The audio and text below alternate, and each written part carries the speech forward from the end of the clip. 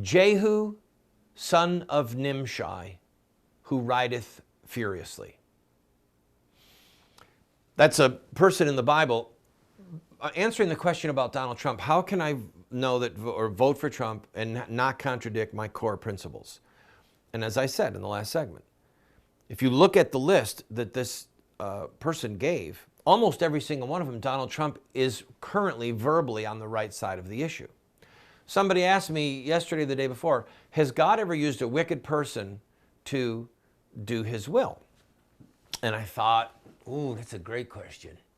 Well, first of all, and he also said, it was on the phone yesterday, it was a buddy from Philadelphia, and he said, and I don't mean judgment, like Nebuchadnezzar was a wicked king, and Nebuchadnezzar was used by God, the king of Babylon, to destroy Judah. I said, Cyrus was a pagan king, and he had the Jews go back. And then I thought, no, wait. There's Jehu, son of Nimshi, who was used by God to destroy the house of Ahab and Jezebel. Do you remember that? Read 2 Kings chapter 9 and 2 Kings chapter 10. It's very interesting. Elijah the prophet anointed several people before God took him up in the chariots. And one of the people that he anointed was Jehu. And Jehu was anointed by God to destroy the house of Ahab and Jezebel because of their sins. So Jehu came and assassinated, killed, at God's order, killed Ahab, killed Jezebel. Then he went on and he killed all the sons of Ahab. He obliterated the house of Ahab because God was sick and tired of Ahab and Jezebel killing the prophets and shedding innocent blood. And God brought all that blood on them. And then he gathered all of the priests of Baal into a temple and had them all killed. He killed all of the priests inside of a Baal temple and obliterated Baal worship from the northern 10 tribes. Wiped it out. And yet, if I can get to this quick, verse 28 of chapter 10, it says, thus Jehu destroyed Baal out of Israel. Great. He's a great guy. Uh-oh. Howbeit, from the sins of Jeroboam, the son of Nebat, who made Israel to sin, Jehu departed not from after them, to wit, the golden calves that were in Bethel and that were in Dan.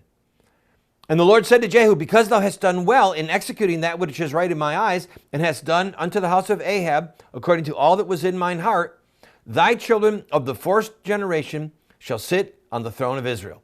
But Jehu took no heed to walk in the law of the Lord God of Israel with all his heart, for he departed not from the sins of Jeroboam, which made Israel to sin. There's your answer on that question. God was really angry with Ahab and Jezebel. He was furious with Baal worship, and he anointed Elijah the prophet. And God, knowing all things, knowing the future, anointed Jehu, to wipe out the house of Ahab, to wipe out Baal worship. And yet Jehu, who knew that God had anointed him for this task, who knew the prophet Elijah himself anointed him, he still didn't depart from worshiping those golden calves in Bethel and in Dan. He walked with God. He did the will of God, but not totally. He didn't walk with the law of God totally. But yet God still used him. God still used him to accomplish great things in the northern tribes of Israel. So Donald Trump could be used by God to break the back of ISIS. Donald Trump could be used by God to save this republic from the influx of migrants, of illegal immigrants from the southern border. And I'm going to explain to you when I come back how stopping that might save the republic from the judgment of God. Just hear me out. I know that's going to sound crazy. Just hear me out. Don't go away. I'll be right back.